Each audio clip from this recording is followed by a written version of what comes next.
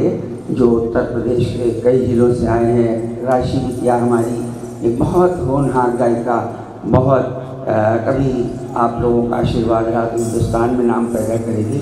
बस्ती से आई है और ये हमारे ग्रुप अपने गीतों को इन्होंने डालना शुरू किया तो हमने इनको बैकअप किया और फिर उसके बाद हमने इनको विशिष्ट रूप से सम्मानित करने के लिए आज यहाँ बुलाया भी है।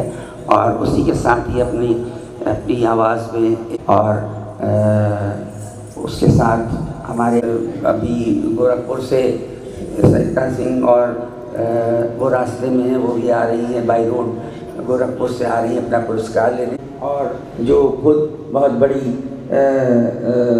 समाचार वाचक शोभना जगदीश और नरेश श्रीवास्तव, ये लोग सारे हिंदुस्तान में नेशनल न्यूज़ और उत्तर प्रदेश, उन्होंने योगेश जी की इतनी गज़लें गाई है, योगेश जी के लिखे गीत योगेश जी ने सब। हमारे बीच में आदरणीय गणपति जी भी बैठी हैं जिन्होंने जाने कितने यहाँ के उभरते हुए गायकों को जो आज प्रतिष्ठित हो चुके हैं उनको अपनी धुनें बना के दी।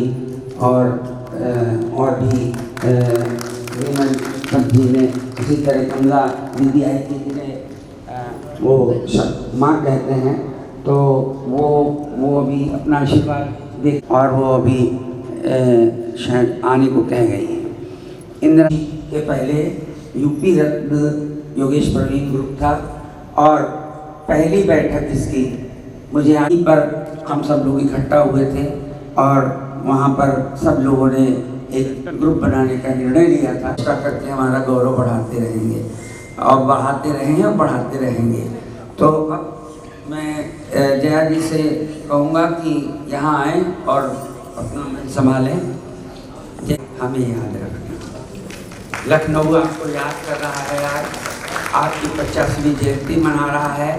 जिस तरह सब लोग मिलकर शान से आपका जन्मदिन मनाते थे, वैसे ही आपके न रहने पर हम कहीं से भी आपको ये महसूस नहीं होने देना चाहते कि जिस लखनऊ के लिए आपने अपने शरीर के रक्त की एक एक बूंद अर्पित कर दी और लिखते गए ऐसा लिखा कि आपकी कलम कालजयी बन गई। आज भी वो कालजयी कलम है जो बोल रही है। आप लोग ये जानते होंगे कि वो ये कहा करते थे कि खूब लिखो, शब्द ही रह जाएंगे, आदमी नहीं रह जाता है, उसके लिखे शब्द, उसकी छोड़ी गई आवाज़ ये हमेशा लोगों के कानों में गूंजती रही। तो आज हम लोग योगेश जी को याद कर रहे हैं। जया जी को निमंत्रित कर रहा हूँ कि यहाँ आकर वो कार्यक्रम को संचालित करने की। सबसे बड़ी अड़चन जैसा हमारे प्रोग्राम शुरू होने में आपके आने के बाद भी है कि ये थोड़ी सी मेरी भूल है। मैंने निर्मला जी को लेने अपने PSO को अपने जी जो वहाँ के संपादक थी उन्होंने भी मदद की। और आज हिंदी संस्थान में ऐसे मूर्धन्य कवियों, लेखकों, साहित्यकारों के बीच में योगेश जी विराजित होते हैं। और ये हिंदी दिवस के अवसर पर 14 सितंबर के पहले हुआ था, उनके न रहने के अगले साल यानी 2022 में। तो उसी तरह से जैसे हिंदी संस्थान में वो लगे हैं, उनकी फोटो लगी है, उस तरह से हम लोगों ने आगे भी प्रयास किया है उनके। और बताऊंगा रकाबगंज चौराहे का नाम, वो रकाबगंज चौराहा जो 1785 में जब अशफुद्दौला पहली बार फैजाबाद से उठा के राजधानी लखनऊ लाए थे, तब फैजाबाद के मोहल्ला रकाबगंज था। उसी आधार पर रकाबगंज और दिल्ली में था, उसके आधार पर 1785 में मोहल्ले का नाम रकाबगंज पड़ा था, जैसा योगेश जी ने लिखा और हम लोगों को बताया। तो आज उस चौराहे का नाम बदलकर योगेश प्रवीण चौराहा, पद्मश्री डॉक्टर योगेश प्रवीण चौराहा नगर निगम ने कर दिया है। और जैसा उसका एक बहुत बड़ा सा बोर्ड भी चौराहे पर लगा दिया गया है और चौराहे पर एक पत्थर भी लगा दिया गया है।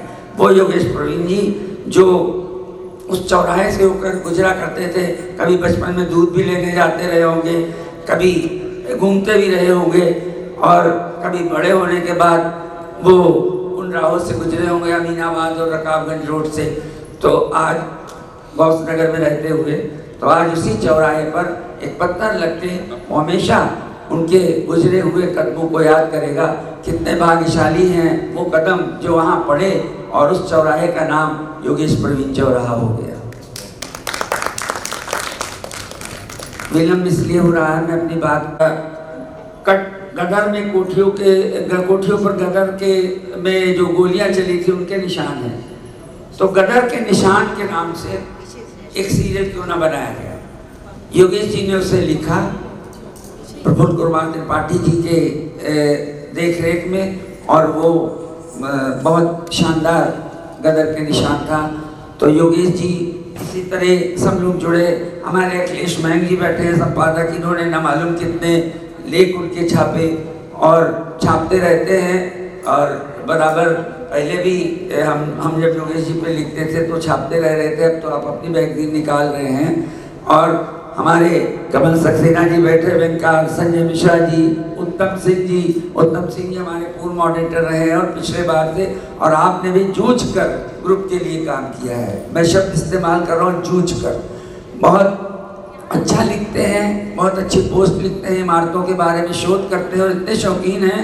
जैसे योगेश जी लखनऊ नामा लिख रहे थे तो स्वतंत्र भारत अखबार यहाँ का तब हिंदुस्तान का सबसे बेहतरीन यूपी में अखबार जो होता था स्वतंत्र भारत था।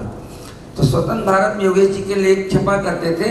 तो योगेश जी लखनऊ नामा पे लिखते थे तो परितोष जी बैठे हैं, कृपया कहीं बैठे हैं, खड़े हो जाए, अभी मुझे दिखे थे परितोष कुमार जी।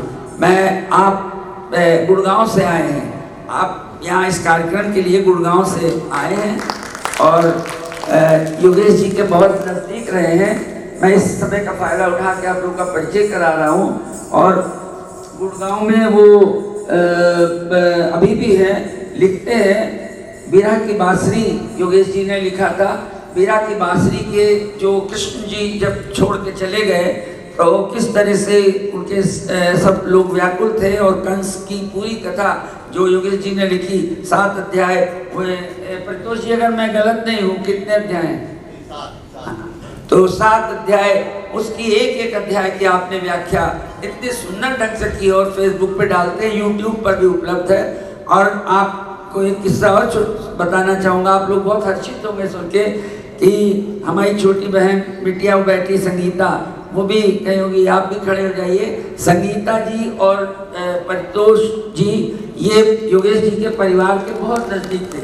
रकाबगंज चौराहे पर जो सुशील कुमार विद्यार्थी जी, जिनके लड़के विद्यार्थी जज हैं, उनके मकान के ऊपर वहीं से आप लोग रहा करते थे उस समय। और योगेश जी की जो छोटी बहन मंजू थी, उनसे इनका हर समय का उठना बैठना और घर आना जाना था। तो जो है भी अभी थी नहीं है मंजू जी, तो उनसे बड़ी दोस्ती थी इनकी।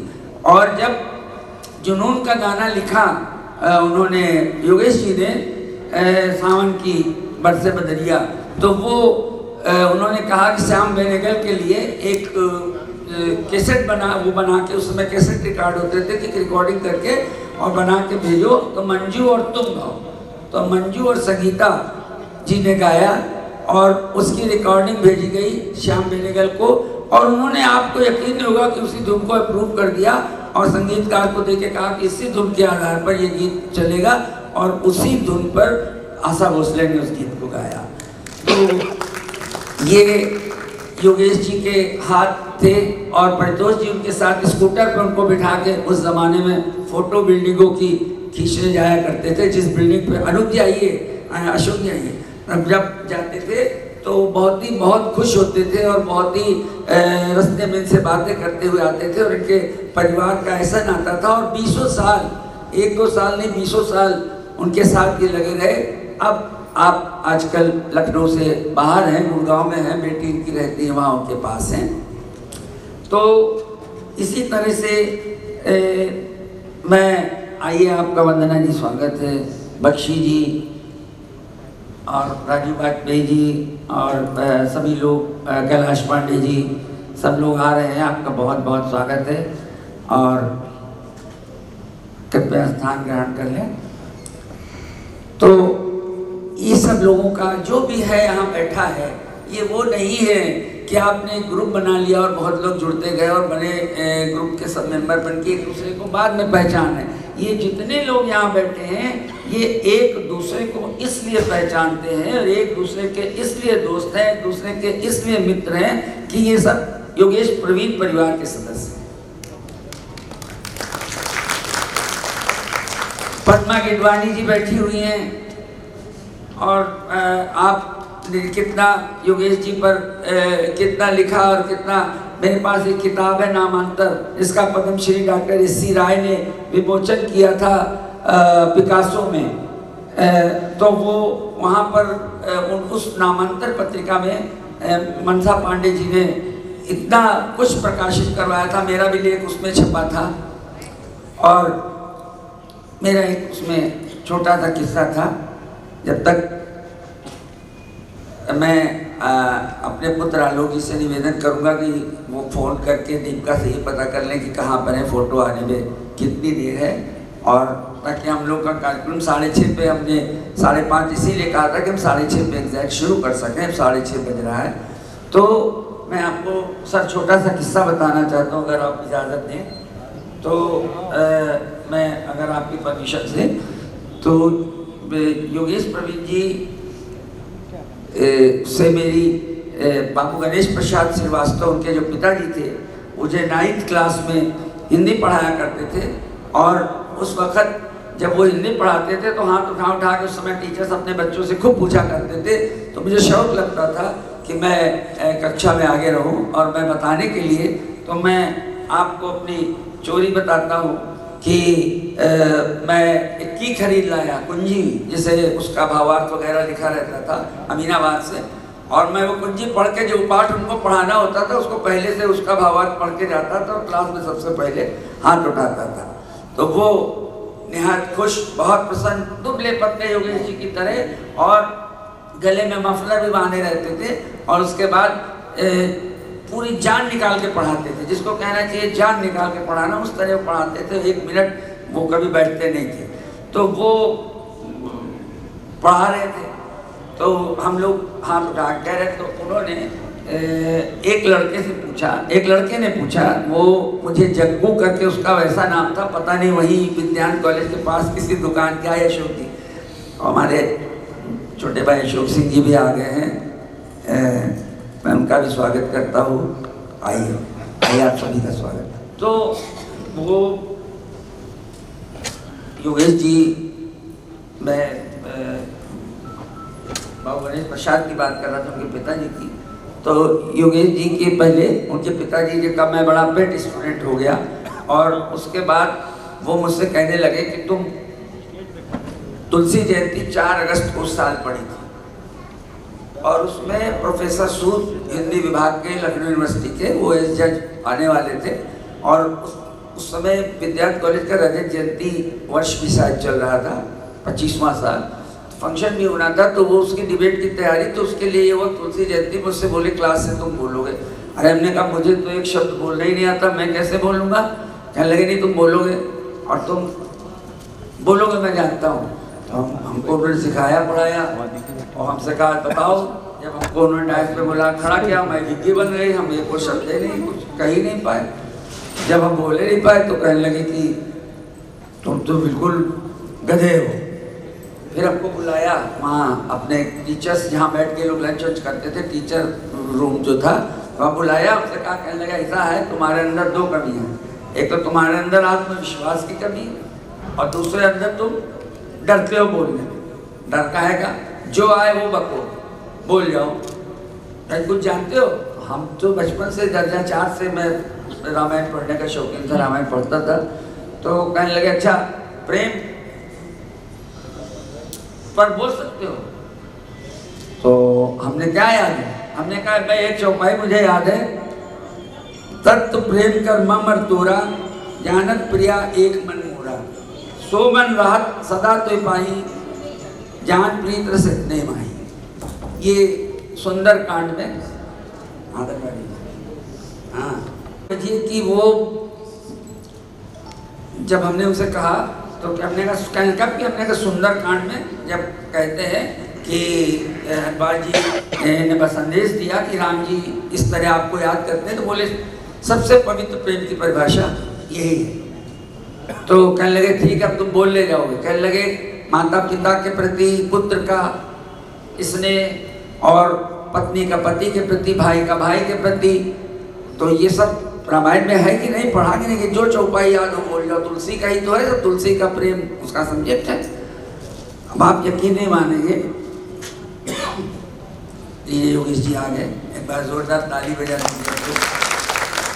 तो हुआ ये कि मैंने उसको कहा और मुझे फर्स्ट प्राइज मिला।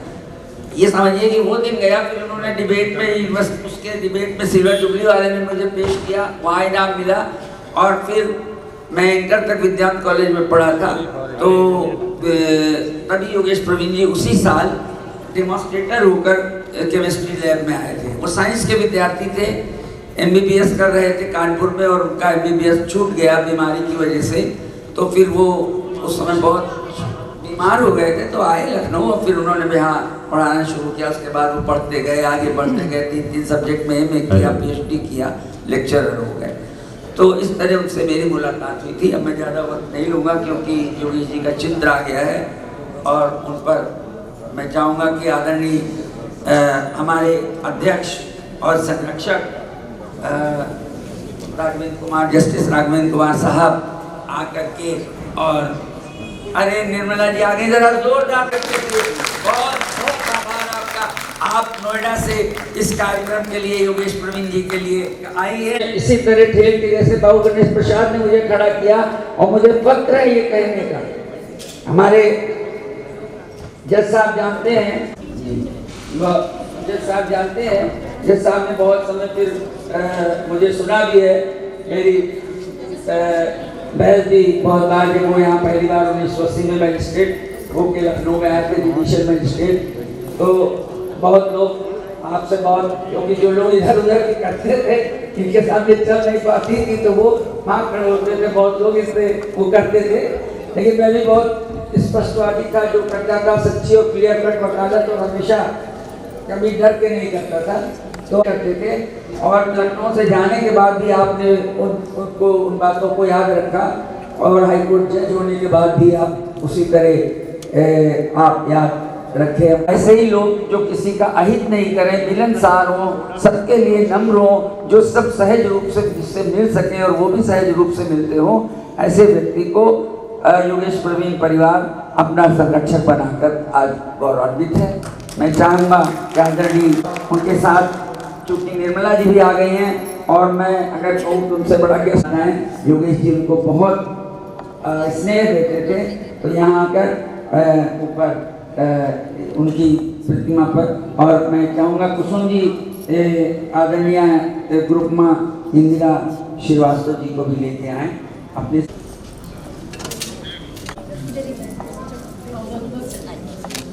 नमस्कार। इस ऐतिहासिक, बहुत ही दिव्य, बहुत ही भव्य उपस्थित होने वाले हमारे सभी आदरणीय जनों का, हमारे सभी स्नेही जनों का, सभी आत्मीय जनों का, और सभी पद्मश्री डॉक्टर योगेश प्रवीण जी के करीब जो हमेशा से रहे हैं, ऐसे लोगों का हार्दिक स्वागत, अभिनंदन मैं डॉक्टर जया श्रीवास्तव हमारे पूरे परिवार की तरफ से करती हूँ। शुरू होने में थोड़ा सा विलंब हो गया है, क्योंकि आप सब लोगों के आने का इंतजार ही शायद डॉक्टर योगेश प्रवीण जी कर रहे थे। मैं चाहूंगी करतल ध्वनि से हमारे सभी मेहमानों का आप लोग स्वागत करें। दिल्ली से चलकर आए हैं हम सबकी जानी मानी, बहुत ही चर्चित एंकर रह चुकी, दूरदर्शन की बहुत ही सुरीली गायिका, जिन्हें हम सब ने अपने दिलों में बसा कर रखा है, हमारी श्रीमती इंदिरा श्रीवास्तव जी। और हमारे बीच कार्यक्रम को एक बार फिर से मूर्त रूप देने के लिए संकल्पित एडवोकेट श्री के सरन जी, आप सभी लोगों से निवेदन है कि एक बार हमारे सभी अतिथियों और सभी आयोजकों के लिए कर्तव्य ध्वनि में कुछ कमियां हैं। मैं चाहूँगी एक बार जोरदार तालियों से अभिनंदन होना चाहिए। बहुत बहुत धन्यवाद, क्योंकि ये तालियां ही हैं जो किसी भी मंच को जागृत रखती हैं, ये तालियां ही हैं जो हमें और आपको बांध कर रखती हैं। आज का ये कार्यक्रम आपको अब कुछ बताने की ज़रूरत नहीं है, जैसा कि हम सभी जानते हैं कि पद्मश्री डॉक्टर योगेश प्रवीण जी के इर्द गिर्द ही चलने वाला है, क्योंकि आज इस भवन को हम पूरी तरीके से डॉक्टर योगेश प्रवीण में कर देना चाहते हैं। साथ थे और आज देवलोक गमन के बाद भी हमारे साथ हैं। ये इस बात से ही जाहिर होता है कि आज यहाँ पर आप सब लोग इतनी देर से अपलक इस मंच को निहार रहे हैं कि कितनी जल्दी इस कार्यक्रम को शुरू किया जाए, जहाँ हम और आप मिलकर पद्मश्री डॉक्टर योगेश प्रवीण जी को नमन करेंगे। कुछ मुझे इसलिए अच्छा नहीं लगता क्योंकि यकीन मानिए डॉक्टर योगेश प्रवीण जी को अपने बीच से गया हुआ सोचना मेरे लिए नामुमकिन होता है। मेरी उनके साथ बहुत कम मुलाकात, यानी सिर्फ 1.5 मुलाकात हुई है। यानी जब उनको पद्मश्री अवार्ड से सम्मानित किया गया उसके बाद एक कार्यक्रम में, यानी कि हमारे इंस्टीट्यूट के इनॉग्रेशन में डॉक्टर साहब का आना हुआ और उनके हाथों हमारी सुरताल संगम संस्था के इंस्टीट्यूट का दीप प्रज्वलन लखनऊ में किया गया। इतने शुभ हाथों से दीप प्रज्वलन होने के बाद मैं निश्चित तौर पे कह सकती हूँ उनका प्रताप, उनका पुण्य, उनका आशीर्वाद हमारे साथ है कि आज हम दिन दूनी रात चौगुनी तरक्की करते हुए देश ही नहीं विदेशों में भी अपने कलाकारों को लेकर जाने लगे हैं। और जाहिर सी बात है कि दीप प्रज्वलन करना, जब हम अपने किसी अतिथि को बुलाते हैं तो हम उस वक्त अतिथि देवो भव के भाव से भरे हुए होते हैं और ये देव होते हैं जो हमारे कार्यों को सफल करते हैं। डॉक्टर योगेश प्रवीण जी के बारे में अगर बोला जाए तो मुझे लगता है कि कई दिन कई रातें कम पड़ जाएंगी, क्योंकि जितनी ही उनकी लेखनी चलती थी, जितने उनके कलम से शब्द निकलते थे, उससे कहीं ज़्यादा हमारे और आपके भाव उनसे जुड़ते थे। उनके बारे में एक एक व्यक्ति को अगर आज यहाँ मौका मिल जाए तो मुझे लगता है कि कोई भी यहाँ पर ऐसा नहीं होगा जो सोचे कि मैं उनके बारे में क्या बोलूँ। मेरी बहुत छोटी सी मुलाकातें, एक आने की नमस्ते, एक जाने की नमस्ते उनके साथ हुई, लेकिन अपने अंदर बहुत गहराई तक मैं डॉक्टर योगेश प्रवीण जी के विचारों को, उनके संस्कारों को, उनके ज्ञान को, उनकी दिव्यता को, उनकी भव्यता को हमेशा महसूस करती हूँ। अभी कुछ समय पहले मैं लखनऊ आई हूँ और यहाँ आने से पहले उनका देवलोक गमन हो चुका था। मुझे ये खबर मिली थी कोरोना के समय पर, जबकि मैं जहाँ थी वहाँ से ही मैंने सिर्फ अश्रुपूरित श्रद्धांजलि उनको भेजी थी और मैंने एक ही निवेदन उनसे किया था कि सर जहाँ कहीं भी आप रहें, लखनऊ की धरती हमेशा आपको अपने बीच पाना चाहती है और मैं स्वयं लखनऊ की धरती से जुड़कर आपके साथ रहना चाहती हूँ। शायद उनका ही आशीर्वाद मिला कि मैं आप लोगों के बीच आ चुकी हूँ। बहुत बहुत धन्यवाद।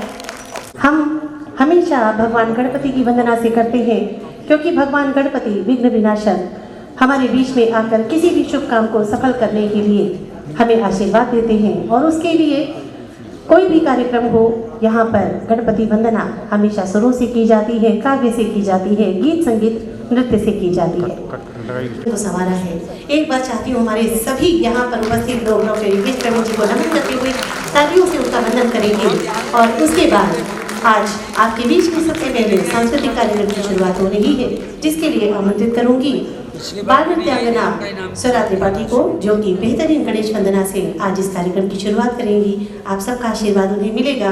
डॉक्टर योगेश प्रवीण जी की बहुत चहती है बच्ची, इसने अपनी इच्छा जाहिर की कि वो इस मंच पर अपनी भावनाएं देना चाहती है, उनका आशीर्वाद पाना चाहती है। तो आज के कार्यक्रम की शुरुआत इस छोटी सी कन्या के साथ करते हैं।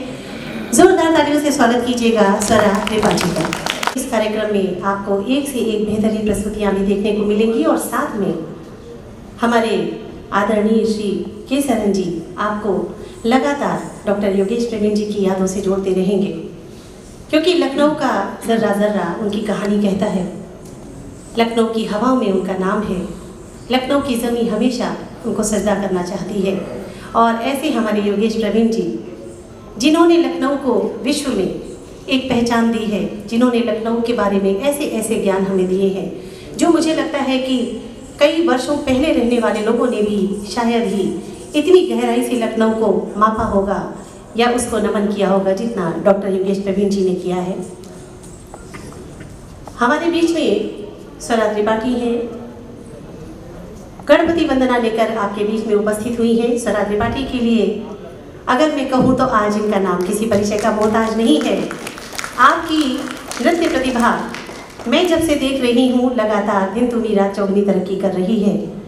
बहुत छोटी सी उम्र से जब ये मंच पर आती थी तो उस वक्त लगता था किसी गुड़िया को चाबी भर के मंच पर छोड़ दिया गया है, और आज जब ये नृत्य करती हैं तो महसूस होता है कि बहुत ही पारंगत तरीके से ये अपनी शिक्षा दीक्षा भी पूरी कर रही हैं और नृत्य में जिस तरीके से इनकी गहराई में रुचि में देखती हूँ, जितनी मेहनत ये करती हैं, वो वाकई काबिल तारीफ है। मैं चाहूँगी कि स्वरा जी का ट्रैक लगाया जाए। स्वरा जी।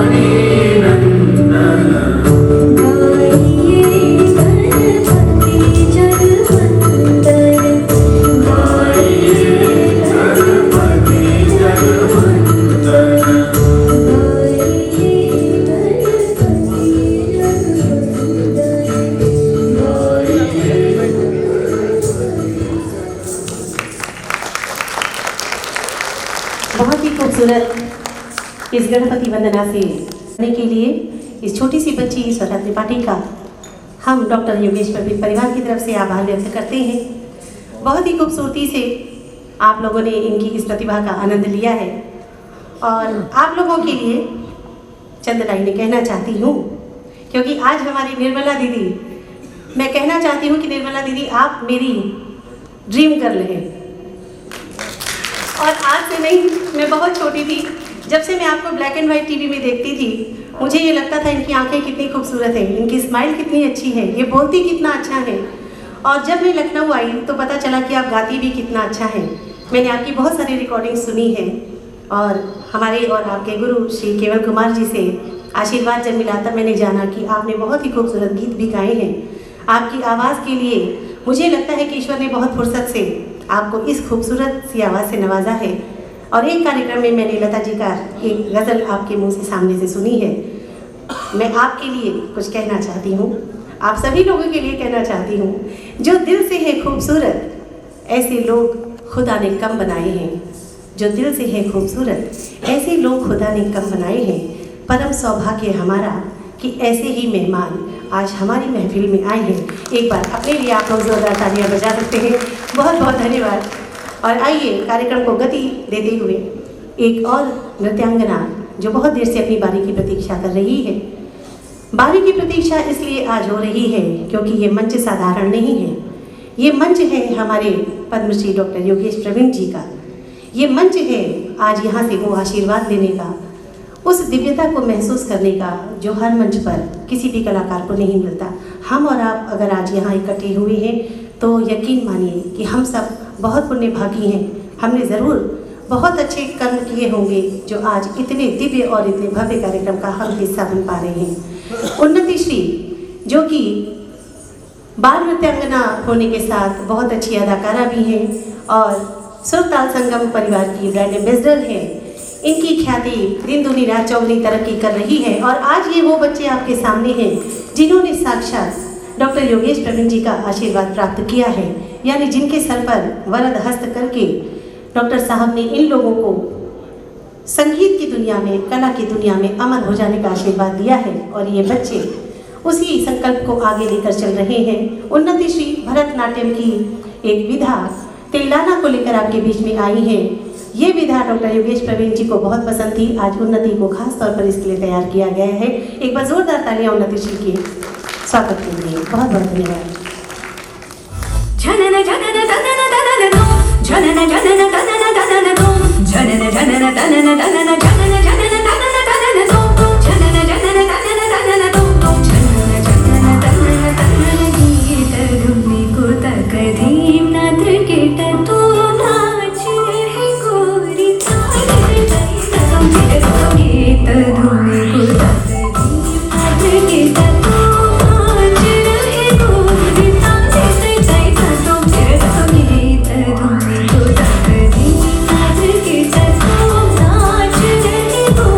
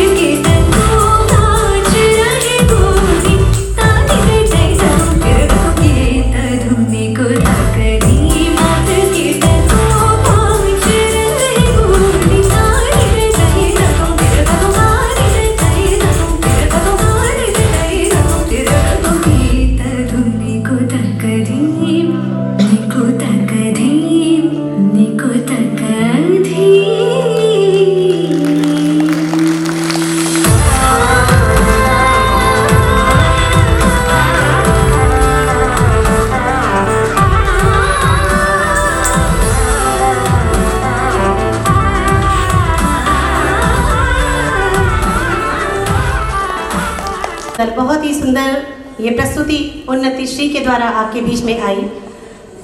अगर हम बात करते हैं भारतीय संगीत की, तो हम विश्व में इसीलिए जाने जाते हैं कि संगीत में जो श्रेष्ठता, जो उच्चता, जो दिव्यता भारतीय संगीत को प्राप्त है, वो विश्व के किसी और संगीत को प्राप्त नहीं है। और उसका कारण है हमारा शास्त्रीय संगीत। बहुत ही अनुपम शैली में अभी उन्नति श्री ने आपके सामने भरतनाट्यम की ये रचना रखी है। और इसके बाद ज़्यादा विलंब ना करवाते हुए दिल से याद करना चाहती हूँ, हेलो, दिल से याद करना चाहती हूँ अब हमारे और आपके परम श्रद्धेय पद्मश्री डॉक्टर योगेश प्रवीण जी को। उनकी पहचान उनकी कलम, जिसने बहुत कुछ लिखा, जिसने बहुत कुछ समाज को दिया। और हम कलाकारों के लिए सबसे अनुपम भेंट उनकी तरफ से जो आई, वो है उनके गीत। उनके ऐसे गीत जिनको जब भी हम गाते गुनगुनाते हैं, एक अनोखी दुनिया में पहुंच जाते हैं। शब्दों का ऐसा जादू बिखेरना हर किसी गीतकार के वश में नहीं होता। किसी भी गीत की अगर हम बात करें, उनकी कलम से निकला हुआ एक एक शब्द उस गीत की सार्थकता को स्वयं कहता चलता था। और आज उनकी ही एक रचना को लेकर हमारे बीच में श्रीमती आशा श्रीवास्तव जी यहाँ उपस्थित हैं, जिन्होंने आज डॉक्टर योगेश प्रवीण जी को अपनी तरफ से नमन करने के लिए उनका लिखा हुआ एक बेहद ही प्यारा सा गोपी विरह गीत अपने लिए लिया है। और ये गीत उनका रिकॉर्डेड है, आप इसको YouTube पर भी सुन सकते हैं।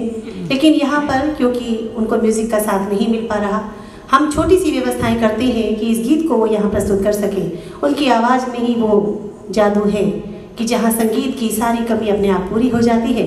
खनकती हुई आवाज़ की मलिका है श्रीमती आशा श्रीवास्तव जी। उनकी तारीफ में भी कहने के लिए शब्द कम पड़ जाएंगे। सीधे सीधे जोड़ती हूँ उनको आपके साथ। उनकी कला स्वयं उनका परिचय आपको दे, ऐसा मैं चाहती हूँ। जोरदार तालियों से स्वागत कीजिएगा आशा श्रीवास्तव जी का। गोपी विरह पद्मश्री। इसके बोल हैं, कहाँ छोड़ी मुरली, कहाँ छोड़ी राधा। तो हम कोशिश करें गाने को। और ये बताना चाहेंगे कि ये वो खुद गाया करते थे हमेशा उनके यहाँ जन्माष्टमी के प्रोग्राम में, और हमने उन्हीं से सीखा है। थोड़ा बहुत उसमें मेरी मिलावट हो गई है ज़रूर, क्योंकि जो कोई गाता है वो अपनी तरह से गाता है। तो बस इतना ही है, तो कोशिश कर रहे हैं, आशा है अच्छा लगेगा।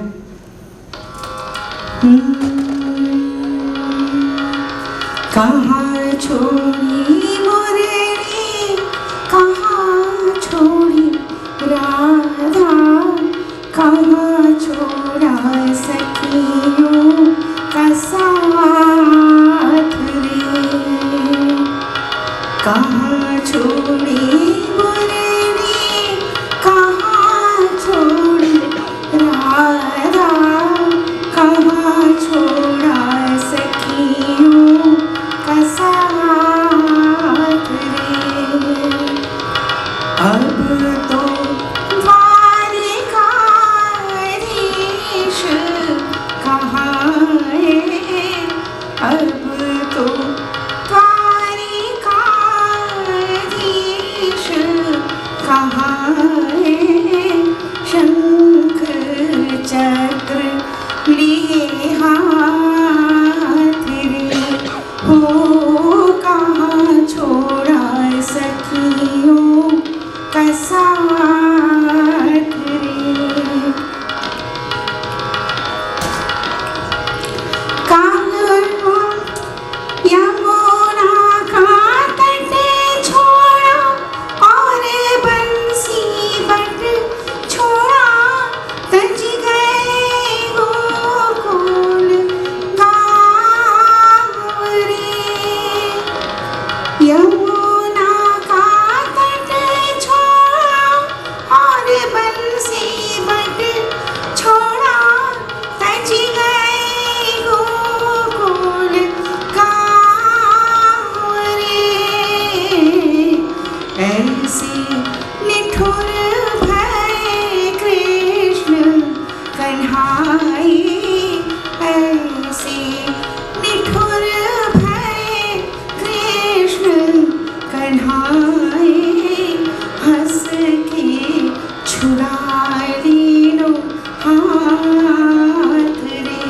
हो कहाँ छोड़ा सखियों का साथ रे।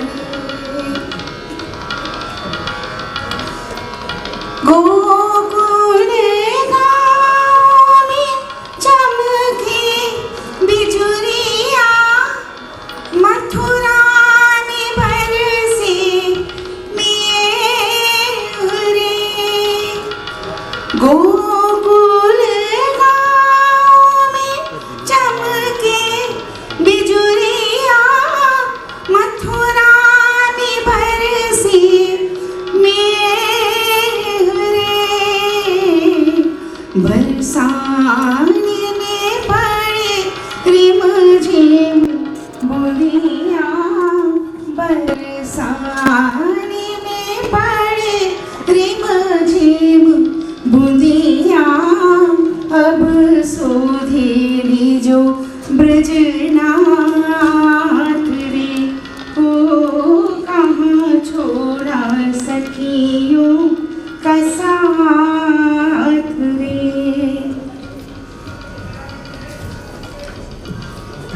एक बार घर आजा मुरारी, एक बार मुख देख ले।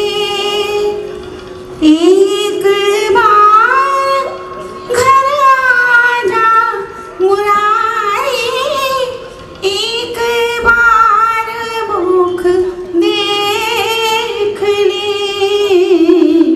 आओ कन्हैया तोरी मैया खड़ी है, आओ कन्हैया तोरी मैया खड़ी है।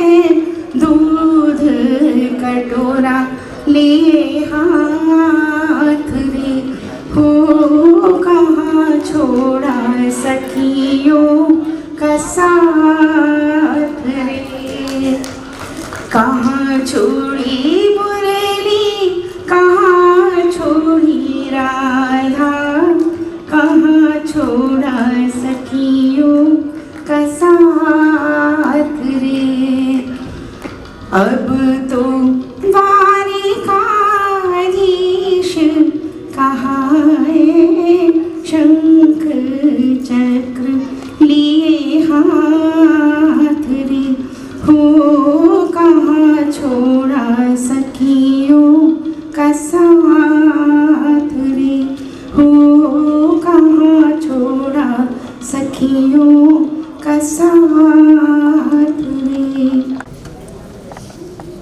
जान जान और आन कार्यक्रम लखनऊ में चल रहा है, उसे छोड़कर आप आए हैं। मैं किन शब्दों में आपका शुक्रिया अदा करूं। मैं तो आज से 35-40 साल पहले से ही आपसे हमेशा नतमस्तक रहा हूँ। आप प्रेरणा स्रोत रहे हैं। योगेश जी कहा करते थे, जो लोग यहाँ बैठे हैं सभी लोग जानते हैं कि जो उन्होंने शहर लखनऊ महल गुबरियों में राम नहीं, ये शहर है उपजाऊ बाजार नहीं। इसके दामन में मोहब्बत के फूल खिलते हैं, इसकी गलियों में फरिश्तों के पर्दे मिलते हैं। ये मैंने अभी आपसे सुनाया था। तो मैं आपसे इतना जिक्र खाली करूँगा, लंबी चौड़ी बात नहीं करूँगा। दिनेश शर्मा जी और वो योगेश जी हमेशा विद्वान लोगों को, रहमदिल लोगों को, मिलनसार लोगों को बहुत मानते थे, पूछते थे, अपने सिर माथे पे बिठाते थे। और चूँकि आपका पड़ोस का मामला था, आप यहियागंज के एक गली में रहते थे, योगेश जी गौस नगर में रहते थे। और आप जब मेयर हुए लखनऊ के, तो लखनऊ के 2007 की बात है, 8 की, जब उनसे बात हुई तो उन्होंने कहा कि देखो कितना काम कर रहे हैं और पुराने लखनऊ को देखो, बिल्कुल सड़कें जो है शीशे की तरह चमकने लगी। कहने लगे मैं उधर से जाता था, आरा मशीन तरफ से निकलता तो यार बड़ी गंदगी रहती थी। और कर रहे हैं ख़ास तौर से गरीब बस्तियों के लिए, गरीब लोगों के लिए। मैं तुमसे गलत नहीं कहता हूँ कि लखनऊ की गलियों में फरिश्तों के पते मिलते हैं। तो डॉक्टर दिनेश शर्मा जी एक फरिश्ते के रूप में लखनऊ में मेयर के रूप में आपने काम किया। उसके बाद जब आप हमारे पूर्व मुख्यमंत्री भी हैं, जब आप उप मुख्यमंत्री थे उत्तर प्रदेश के, तो मैं आपसे एक छोटा सा किस्सा शेयर करके अपनी बात ख़त्म करूँगा कि ओमनगर में मैं आलमबाग में रहा करता था अपने विश्वविद्यालय में, जब मैं सेक्रेटरी था उस ज़माने। तो आपकी सगी छोटी बहन वहाँ हमारे मोहल्ले में ब्याही थी, और उनका और मेरा घर आमने सामने था। तो आप जब कभी अपनी बहन के यहाँ आते थे तब आप एक शिक्षाविद के नाते से लखनऊ में जाने जाते थे, एक महान शिक्षाविद, विश्वविद्यालय के एक प्रोफेसर, एक उसके नाते सारा लखनऊ आपका, लखनऊ के लोग मानते जानते थे। तो मैं भी विश्वविद्यालय से निकला था, तो मैं आपकी बहुत इज्जत करता था, और जब आपको कभी देख लेता था तो मुझे बड़ी प्रसन्नता होती थी, और आप भी मिलते थे। तो मैं आपको बताऊं कि करीब आज से 10 साल पहले की बात है, वो अरसा हो गया 35 साल का, और 40 साल का जब हम लोग मिलते थे, उसके बाद मैं हिंदनगर आ गया कानपुर रोड पे, और हिंदनगर में रहने लगा। तो हिंदनगर की एक बड़ी विशाल रामलीला होती है, जिसमें अभी भी मैं था, 1.5 लाख रुपए, 1.5 लाख लोग से ज़्यादा ही होते हैं। तो वहाँ पे हमेशा मेयर साहब को, डॉक्टर दिनेश शर्मा साहब उस समय थे, बुलाया जाता था, और वो आते थे। उनके संस्थापक के वो पुत्र रामनाथ शुक्ला जी के, वो आलोक शुक्ला जी भी बैठे हुए हैं। तो वो समझिए कि डॉक्टर साहब हर मेले में जाते थे, और जब होता था कोई ना कोई घोषणा करके, और कुछ न कुछ उस मेले को एक विशाल मैदान का रूप मिल गया है, बहुत बड़ा वहाँ बन गया है। तो डॉक्टर दिनेश शर्मा वहाँ मिले मुझे, मेरा नाती आज आया भी है। तो मेरा नाती मेरे साथ था, छोटा सा था, 5 बरस का। तो आपने मेरी बात भी कर ले, अरे आप कहाँ रह रहे हैं? मैं बड़ी हैरत में पड़ गया कि मैं वरिष्ठ पदाधिकारी हूँ और प्रधान संपादक भी उनकी पत्रिका का रामलीला के। तो मंच पर जब आप मिले, उस भीड़ में आपने मुझे पहचानते हुए कहा, अरे आप कहाँ रह रहे हैं? तो मुझे बड़ा आश्चर्य हुआ। मैंने कहा, डॉक्टर योगेश प्रवीण ठीक कहा करते थे कि वाकई इतना इतने दिनों बाद जब कोई आदमी ऊंचे पदों पर, बहुत बड़ी जगह पे पहुंच जाता है, तो शायद कम लोग पहचानते हैं, लेकिन आपकी एक ये विशिष्ट पहचान थी। आपने उस समय पहचाना ही नहीं, मेरे नाती को उठा के अपनी गोद में बैठा लिया, और मैं आपको बताऊंगा, उनके सामने कह रहा हूँ, उन्होंने ये बात कही अपने मुंह से कि ये लड़का कुछ बनेगा। तो मैंने, सर आप कैसे कह रहे हैं डॉक्टर साहब? कहने लगे, भाई मैं स्पर्श होता है, मुझे कुछ अनुभव है, उस आधार पर मैं कह रहा हूँ। तो मैं बड़ा आह्लादित हुआ, इतना अपना, इतना स्नेह, इतना प्यार, एक इतने बड़े पद पे बैठने के बाद भी आप बिल्कुल नहीं बदले, बिल्कुल भी आपके स्वभाव में अंतर नहीं आया। ऐसे विशाल हृदय के डॉक्टर दिनेश शर्मा, और एसपी दरबारी भाई नहीं है यहाँ पे, उनका बेटा बैठा है स्पर्श, तो वो आज बनारस में है, उनको यहाँ आना था। और वो दरबारी जिससे मैंने जब आज कहा, मैंने आप ये कहा कि डॉक्टर साहब को मैं चाहता हूँ कि मेरी बेटी बैठी हुई है, प्रोफेसर है, यदि गुंजा श्रीवास्तव, इसकी शादी में मैंने 2018 में आपसे निवेदन किया, और आपको कहीं जाना था, दिल्ली जाना था, शायद फ्लाइट भी थी आपकी, और उसी रास्ते से आप एयरपोर्ट के आप होते हुए 5 मिनट के लिए आए, लेकिन इन्होंने मेरा गौरव बढ़ाया, मेरा मान बढ़ाया। मैं इनका चिर ऋणी हूँ, और ये सब डॉक्टर योगेश प्रवीण की वजह से, जो संपर्क में मैं रहा, उससे इन्होंने मुझे पहचाना, मुझे जाना। मैं आपका बहुत आभारी हूँ। इन शब्दों के साथ आप जैसे लखनऊ के महान फरिश्ते का मैं यहाँ इस मंच पर अभिनंदन करता हूँ, वंदन करता हूँ, नमन करता हूँ, और चाहता हूँ कि आप आके 2 शब्द आशीर्वाद के योगेश प्रवीण जी के जितने भी अनुयायी बैठे हैं उनको कहें। मंच पर विराजमान, या मैं ये कहूँगा आज के कार्यक्रम के सम्मानित आयोजक, जिनको मैं बड़ी श्रद्धा और आदर से अपने अग्रज के रूप में देखता हूँ, ऐसे आदरणीय वरिष्ठ अधिवक्ता के सरन साहब, जस्टिस राघवेंद्र कुमार जी, निर्मला कुमारी जी, मैं जिनको अपनी मौसी मानता हूँ, ऐसी आदरणीय कमला मौसी जी, आदरणीय मनोज लाल जी, अनूप श्रीवास्तव जी, आलोक शरण जी, स्पर्श दरबारी जी, अभी मैंने राजीव वाजपेयी जी को, कैलाश जी को देखा, बहुत सारे तमाम सम्मानित, मीनू खरे जी, अच्छा निर्मला जी भी शायद, आप निर्मला जी हैं? ओह सॉरी, नमस्ते। सभी वरिष्ठ लोग जिनका नाम मैंने लिया। निर्मला जी को तो हम लोग जब दूरदर्शन आया और धीरे धीरे चलता था, तब आवाज़ आती थी कि मैं निर्मला कुमारी, दूरदर्शन लखनऊ से। अच्छा लगा आपको देखकर। बीबी नातियों वाली नाटक आता था और तमाम, वो तो जमाने और थे दूरदर्शन के, आवाज़ तो बड़ा तेजी वाला मामला है। आदरणीय योगेश प्रवीण जी की स्मृति में हम लोग आज उनका जन्मदिन मना रहे हैं और जन्मदिन भी उनका 85वां जन्मदिन है। मैं समझता हूँ एक गोमती होटल में हम लोग ने मनाया था उनका जन्मदिन। तो मैंने कहा कि उस दिन मैं जाना था, वो 70 से ऊपर हो गए थे, तो मैंने कहा योगेश जी आप तो, मैं तो आपको हमजोली वाला समझता था, बिल्कुल काले बाल करके एकदम आप ऐसे रहते थे। बोले डॉक्टर साहब आपको पता नहीं चला टीचर की उम्र नहीं होती कोई, टीचर हमेशा जवान रहता। मेरे उनसे आत्मिक संबंध थे। वो एक इतिहासकार थे, साहित्यकार थे, और थोड़ा बहुत मैं कॉमर्स का प्रोफेसर था नहीं हूँ, और लेकिन मुझे हिंदी साहित्य का एक लगाव रहा और मैं लिखता था। कभी कभी उनको उर्दू बहुत अच्छी थी उनकी, तो वो हिंदी के शब्दों को आपस में डिस्कस करते थे कि डॉक्टर साहब देखिए ये शब्द ज़्यादा उपयुक्त है कि वो शब्द ही उपयुक्त है। मैं कहता इतने बड़े हो आप और आप मुझसे ऐसे व्यक्ति को ऐसा कह रहे हो। उनसे एक लगाव सा हो गया था। उनकी अद्भुत प्रतिभा को बहुत कम लोग जानते हैं। मैंने उनके जन्म दिवस समारोह पर एक बात कही थी।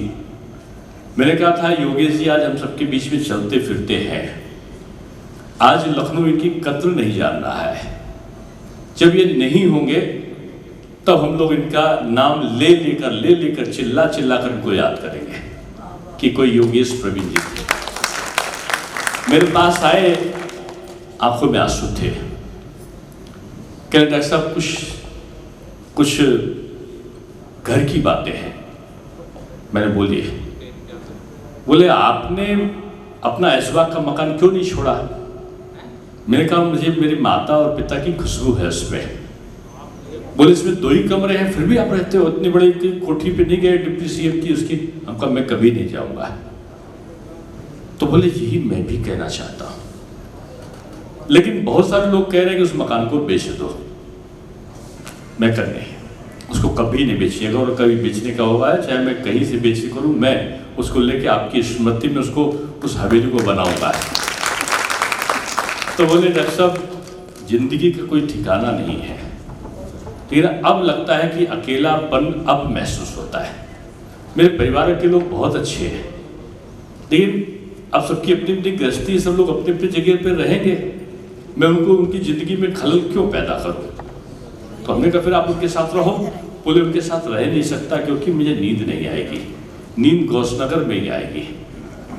फिर मुझे बोले कि आप व्यस्त रहते हो, कभी खाली भी होगे? हम कहा जब कह दोगे तब खाली रहेंगे। ऐसी हंसी में बोला मैंने। होली थी, बहुत व्यस्त था। बोले आज ही शाम को आपको मेरे घर पे गौसनगर आना है। गौसनगर पहुंचता हूं तो 5-6 लोग कुल बैठे हैं, और एक हारमोनियम है, एक ढोलक है, एक मजीरा है, और एक और कोई यंत्र था छोटा सा, टिप टिप करके बजाते थे। और फिर उनकी चैती सवैया जो कमला मोशी बोलती ना, अब इसके लोग कहाँ रहे? होलियारा के गीत कहाँ रहे? पहले होलियारा के गीत होता था, गली गली में सुनाई पड़ता था, और 1 महीने पहले जब पेड़ गाड़ देते थे होली के तो गीत आने लगते थे। फागुन की बहार, योगेश प्रवीण जी उस बहार में खो गए, और लगते लगते वो कभी ढोलक पे आ जाते थे, कभी मजीरा बजाने लगते थे, कभी हारमोनियम ले लेते थे। मैं एकदम तल्लीन हो गया था उसमें।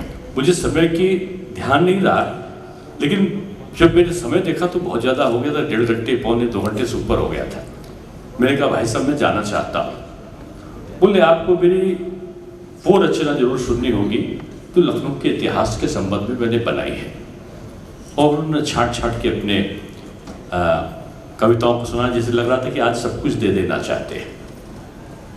बात चली, कई कार्यक्रमों में मैंने उनको सम्मानित कराया, कई जगह पर, कभी नीरज जी के साथ में, कभी बहुत सारे साहित्यकारों के साथ में होता रहा। बोले आप मुझे सम्मान देते हो डॉक्टर साहब, लेकिन जो मिलना चाहिए था वो मुझे मिला नहीं। और उनकी आंखों में आंसू आ गए। मैंने अपनी गाड़ी में बैठाला, घर आ गया। मैंने कहा मैंने आपका आशय नहीं समझा है। बोले जो लोग कुछ नहीं लिखते पढ़ते उनको बड़े बड़े पुरस्कार मिलते हैं, और मेरी किताबों का संग्रह आप देख लो आके घर में, आपने लाइब्रेरी दिखाई उन्होंने मुझे, रचनाओं के, लेखों के। और उसके बाद उन्होंने जो कहा, तो मैंने कहा भाई साहब एक बात बताऊं, अभी मैंने कहीं विज्ञापन पढ़ा है या कहीं मैंने कहीं पर देखा है पद्मश्री के लिए नाम आए हैं, फॉर्म भरना है। बोले देखो भाई साहब मैं तो भरूंगा नहीं, होगा हुआ आएगा नहीं, मेरा कोई सोर्स नहीं है। तो मैंने कहा उसमें रिकमेंडेशन ये है कि मेयर, सांसद ही लोग रिकमेंडेशन कर सकते हैं। अटल जी का समय है, और उसके बाद राजनाथ जी आ गए थे। हमने कहा लखनऊ अटल जी का है, राजनाथ जी सांसद हैं, माननीय गृह मंत्री जी भी उस समय थे, और मैंने कहा प्रधानमंत्री मोदी जी हैं और मैं गुजरात का प्रभारी हूँ, अन्याय तो नहीं होगा, और मैं अगर रिकमेंड करूँगा तो उसका कोई महत्व होगा। तो बोले मैं लिखूँगा नहीं, आप अपने हाथ से भर लो। फॉर्म भरा गया उनका, मैंने अपने ईमेल से अपनी तरफ से भेज दिया। ईश्वर की अनुकंपा, उनकी प्रतिभा, उनका जो योग्यता जब देखी उस कमेटी ने, तो उस कमेटी ने उनको एक बार में रिकमेंड कर दिया। और मुझे आज वो रात याद आती है, जाड़े की रात है, और मेरे घर के कर्मचारी ने मुझे बताया कि बाहर एक व्यक्ति खड़े हैं दुबले दुबले से, और वो बात करते करते रो रहे हैं। मैंने कहा इतनी रात को 9:30 बजे, जाड़े में 9:30 बजे मैं निकलता, अरे भाई साहब आप, और वो गले में चिपट के कस के। मैं समझा कोई अनहोनी हो गई है। क्या अनहोनी, हम बैठी मैं पानी लेकर आया, उनकी सिसकियां बंधी हुई थी, और मैंने पानी, उनका भाई साहब चिंता मत करो, मैं आपके साथ हूँ, अगर कुछ भी गलत हुआ है आपके साथ तो आप चिंता मत करो, मैं हूँ आपके साथ। उस सिसकियों को रोकते हुए बोले मेरे साथ कुछ नहीं हुआ, मेरे साथ अच्छा हुआ है, और शायद पहली बार बगैर किसी उसके मुझे न्याय मिला है। और ये कागज आपके सुपुर्द करता हूँ, ये जो मेरे पे मुझे आया है कागज देखता हूँ, पद्मश्री के लिए उनको फैक्स आया था, ईमेल आया था, और देख के मुझे वो चिपके, प्यार किया मुझे बच्चे की तरह। मेरे छोटा भाई मानते थे, और बोले मैं आपके जीवन पर, आपके पिताजी पर, आपकी माताजी पर मैं आपकी बायोग्राफी लिखना चाहता हूँ। मैंने बहुत मना किया, लेकिन उन्होंने लिखना शुरू किया, और मैं समझता हूँ शायद 13 या 14 पन्ने उन्होंने लिखे भी मेरे पास रखे। और उनका स्नेह संबल, एक जगह के बारे में पूछता था मेरे भाषणों में, लोग झूठे मुझे कभी कभी कह, अरे भाई डॉक्टर साहब बहुत जानते, बड़ी नॉलेज है इनको। 1-2 जगह पर मैं बोल कर आया तो लोगों ने किसी से प्रशंसा की, तो मैंने दूसरी जगह खड़े होकर कहा मुझे कोई नॉलेज नहीं है। जो मैं बोला था वो मैंने योगेश प्रवीण जी से पूछा था, और योगेश प्रवीण जी ने लखनऊ के इतिहास, नवाबों के बारे में, यहाँ के मंदिरों के बारे में, यहाँ के शिवालयों के बारे में, यहाँ के सीता रसोई के बारे में, यहाँ की चौक की छोटी काशी के बारे में, यहाँ के नवाब आशरफुद्दौला से लेकर शुजाउद्दौला के बारे में, यहाँ की पंडिताइन की मस्जिद से लेकर जवाहरलाल पुल तक के बारे में, यहाँ के तमाम लोगों के बारे में जो भी योगेश प्रवीण जी ने मुझे बताया था वही मैंने भाषण में बोला है। बातें आई गई। अचानक एक दिन कार्यक्रम के बाद मेरे पास आए, बोले रकाबगंज चौराहे को डॉक्टर साहब, ये किसी के नाम उन्होंने दिया मुझे, मैं नाम उनका नहीं लूँगा, साहित्यकार ही थे, उनके नाम कर दो। मैंने कहा भाई साहब कहीं और कर दूंगा, इस चौराहे को तो मैं नहीं करूँगा। तो बोले क्यों, इस चौराहे से आपको लगाव क्या है? रकाबगंज कौन सा नाम होगा, कौन रकाब, कोई नहीं, आप कर सकते हो। मैंने कहा इसको तो नहीं करूँगा मैं, बाकी कहीं का करा लो। पता नहीं क्यों मेरे मन में आता था कि शायद कभी योगेश जी का सानिध्य हम सब ना प्राप्त कर पाएंगे, योगेश प्रवीण जी का। तो दो चीज़ें मैंने महापौर के तौर पे छोड़ रखी थी। एक तो इस्माइलगंज डिग्री कॉलेज मैंने बनाया था, जैसे महापौर बना तैसे मैंने डिग्री कॉलेज बनाया था। बहुत सारे लोगों ने कहा कि इस्माइल डिग्री कॉलेज नहीं, इसका कोई नाम रख दो। मैंने कहा नहीं रखूँगा, क्योंकि मेरे मन में था कि कभी जब अटल नहीं होंगे तो अटल की इस नगरी में अटल डिग्री कॉलेज के नाम से मैं उस इस्माइलगंज को जानूंगा। और ये ऐसी चीज़ें थी मैं कह नहीं सकता था। तो मैंने कहा कि जब मेरा मन ने कहा कि जब योगेश प्रवीण नहीं होंगे तो उनके घर के पास वाला चौराहा वो योगेश प्रवीण चौराहा करूँगा मैं। और बगैर बताए मैंने उसको योगेश प्रवीण चौराहा मैंने आग्रह करके, तब मैं महापौर नहीं था, दूसरे लोग रहे, उनसे कहा और उसको मैंने योगेश प्रवीण चौराहा कराया। आज योगेश जी प्रवीण चौराहा जब भी निकलता हूँ तो योगेश जी की याद दिलाता है। योगेश जी चलता फिरता एक ऐसा कंप्यूटर थे जिनमें अगाध विद्वतापूर्ण कथाएं जिनके अंतर मन में थी, संस्मरण जिनके मन में थे, जिनमें इतिहास के तमाम लूप होल भी थे और वो किसी से भी शास्त्रार्थ कर सकते थे इस बारे में। बहुत सारे मुल्ला मौलवियों को, पंडितों को, तमाम लोगों को मैंने इतिहास के बारे में उनसे पूछते हुए देखा। मेरे अजबा रामिला का इतिहास खोज कर वो लाए और उन्होंने सोने के बिल में वशिका लिखा हुआ है एक पत्र को लेकर मेरे पास आए थे। योगेश जी हो सकते हैं, उनका प्रतिरूप होना बहुत कठिन काम है, लेकिन मैं यही कहूँगा कि उनके ना रहने पर जिन लोगों ने, खासतौर से के शरण साहब ऐसा व्यक्तित्व, उसने इतने बड़े बड़े लोगों का जमावड़ा यहाँ पर किया है, ये सब साधुवाद के पात्र हैं। और मैं समझता हूँ कि योगेश जी ऊपर से कहीं पर हारमोनियम बजा रहे होंगे। उनकी थाप, उनकी शास्त्रीय संगीत की, ये इतिहासकार तो सब जानते हैं, उनका शास्त्रीय संगीत का प्रेम कोई नहीं जानता होगा। लय में लयबद्ध होकर हारमोनियम की झंकार, जो मजीरा बजाते थे वो मजीरा एक एक थाप पे वैसे ही पड़ता था। और जब वो हारमोनियम के साथ गाना गाते थे, वो गाना नहीं, शास्त्रीय संगीत का मैं तो बहुत कम समझता था शास्त्रीय संगीत को। बचपन में तो क्या था ना कि मुझे पढ़ने में, मैं बहुत बड़ा परिवार था, 8 भाई बहन थे हम लोग, छोटे से घर में जब रहते तो खूब शोर बजता था। मुझे पढ़ने का मन करता था तो मैं रेडियो खोल लेता था और शास्त्रीय संगीत लगा देता था, जिसको कोई नहीं समझ पाता था, और मैं आराम से, मेरा ध्यान डाइवर्ट नहीं होता तो मैं पढ़ाई कर लेता था। बाद में धीरे धीरे बड़ा हुआ तब शास्त्रीय संगीत के बारे में मुझे अभिरुचि जागृत हुई। बाद में विवाह के बाद में मेरी पत्नी पूरी तरह से उसमें तल्लीन रही, तो शास्त्रीय संगीत का वो प्रेम मैंने योगेश प्रवीण जी में देखा।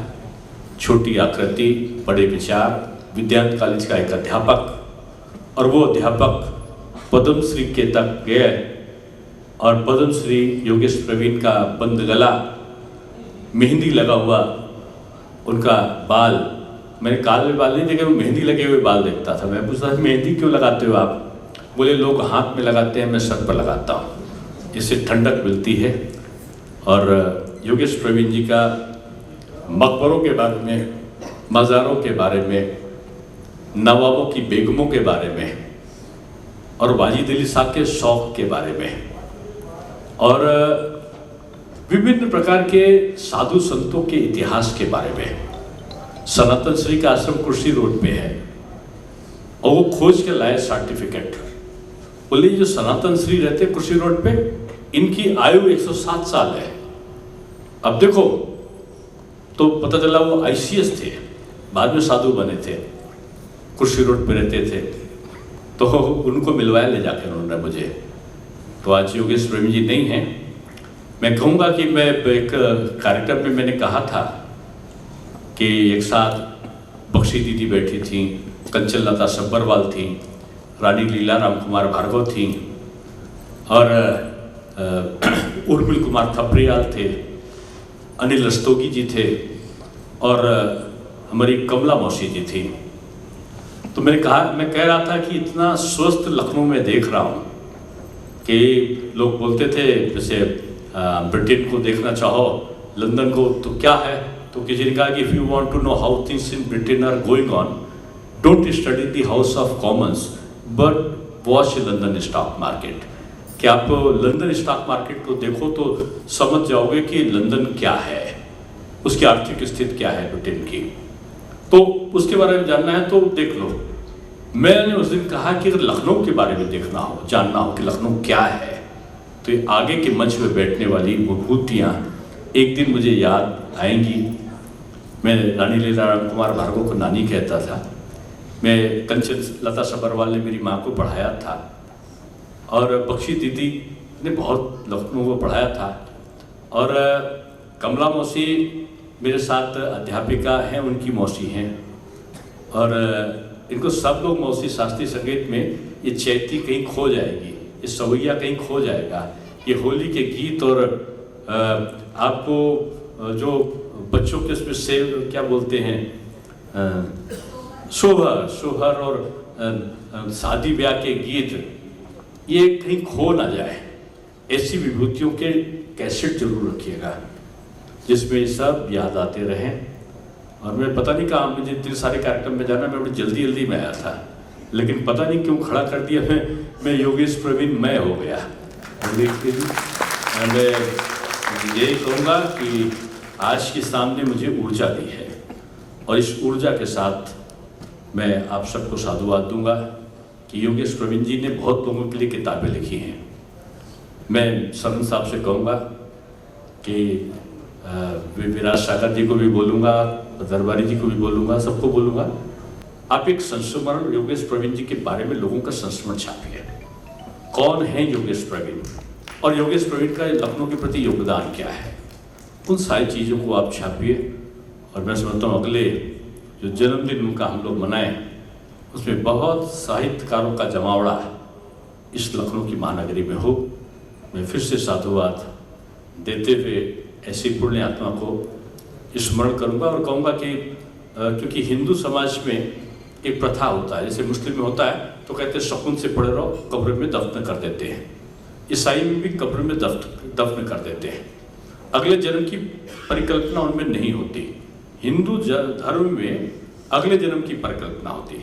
इसलिए जो लोग बोलते हैं ना कि हे ईश्वर इनकी आत्मा को शांति दो, वो सही शब्द नहीं होता है, बल्कि क्योंकि आत्मा चलायमान है, गतिमान है, एक शरीर को छोड़ती है दूसरे शरीर में जाती है, इसलिए हम लोग बोलते हैं हे ईश्वर इनकी आत्मा को सदगति देना। यानी एक गतिमान रहते हुए जिस शरीर में प्रवेश करें वो सदकर्मों से करने वाली वो शरीर हो।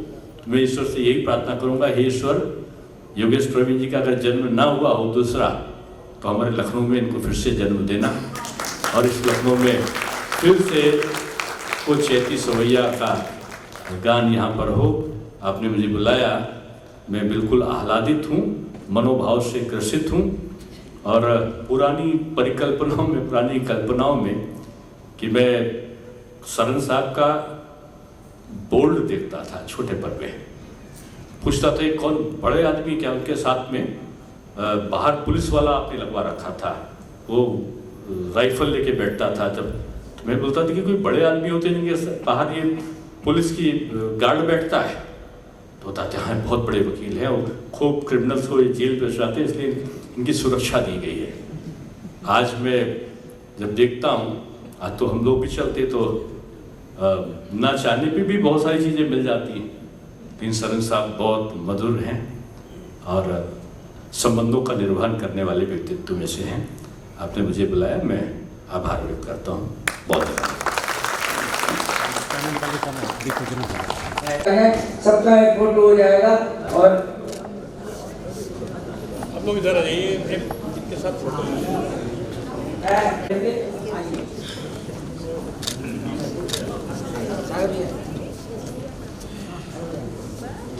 ओम विश्वानि देव सवितर्दुरितानि परासु यद्भद्रं तन्नासु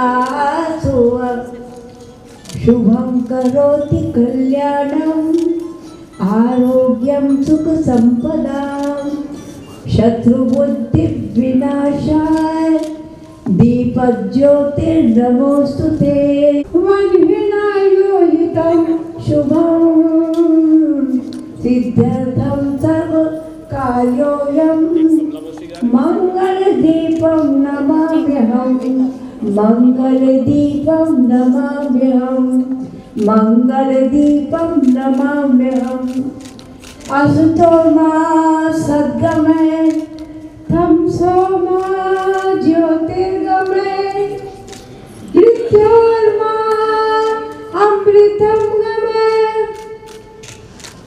तमसो मा ज्योतिर्गमय ज्योतिर्गमय ज्योतिर्गमय।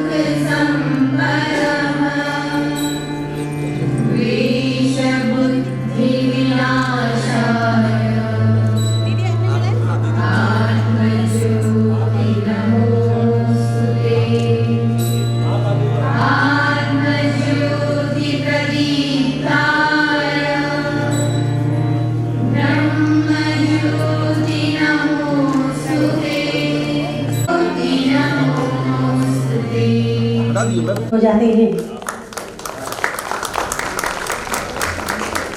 स्वीकृत आमंत्रण किया, रखा हमारा मान, कृतकृत्य हो उठे हम, स्वागत है श्रीमान। आप सभी लोगों की कर्तव्य ध्वनि चाहती हूँ। ये वो अवसर है जहाँ पर आप हमारे साथ अपनी कर्तव्य ध्वनि से शामिल हैं।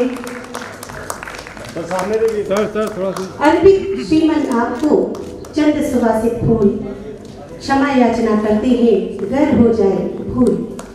हम इंसान हैं, हम गलतियों के पुतले हैं।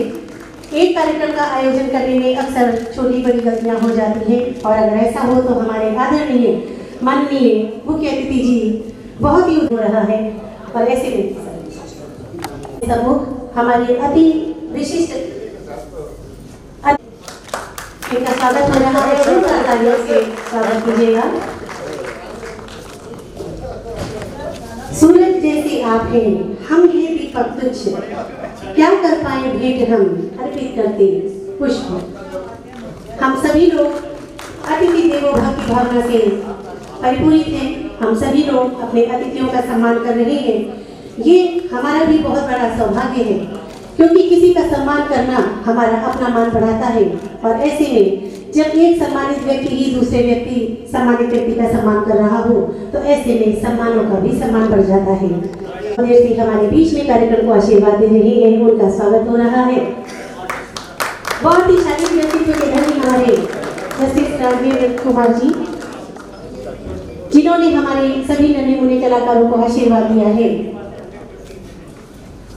बहुआयामी आप हैं, बहुआयामी काज, पाकर आपका आशीष पुलकित है हम आज। हमारे आप सभी लोगों का आज के इस विशेष कार्यक्रम में भरपूर स्वागत सम्मान हमारे पूरे परिवार की तरफ से और सभी उपस्थित जनों की तरफ से हो रहा है। अभी जैसा कि हमने सुना था डॉक्टर योगेश प्रवीण जी के बारे में बोलते हुए, कोई भी शख्स अपनी भावनाओं को काबू नहीं कर पाता, रोम रोम पुलकित होने लगता है।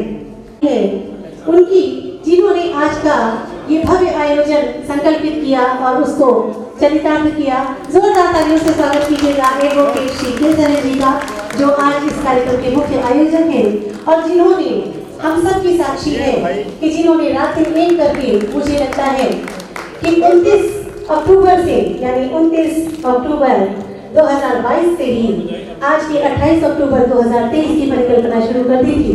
तालियों में कुछ कमी पा रही हूँ, एक बार जोरदार तालियां आप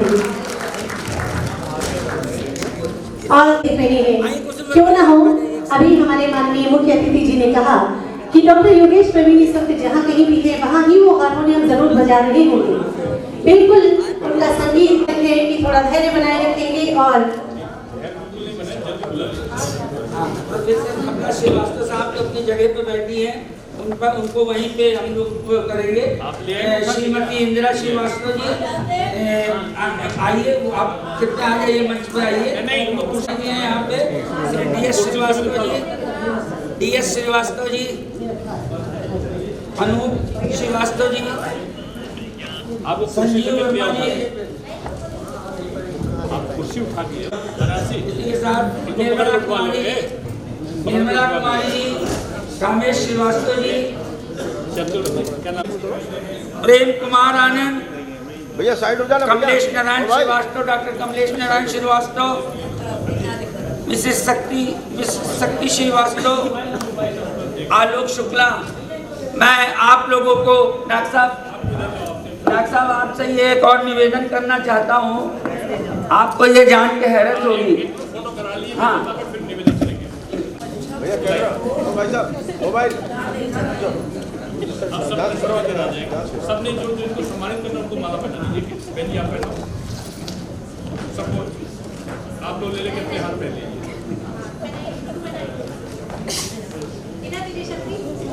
थोड़ा लंबा हो जाओगे ना, आपको बड़ा रूप में ठीक से घूम पाएंगे।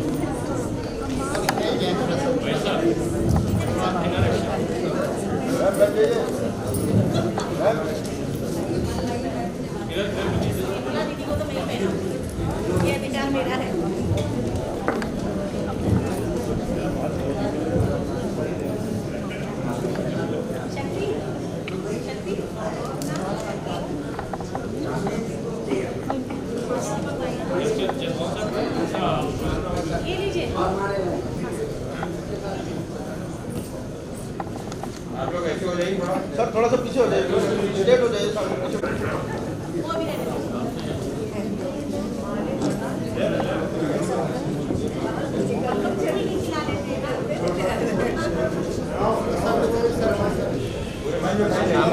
सर थोड़ा सा पीछे हो जाइए सर। क्या बोल रही हो?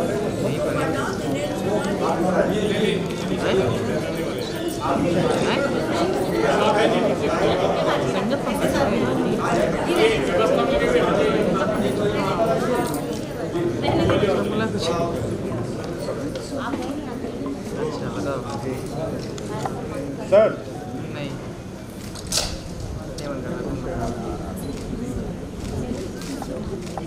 मैं खा लूँगा।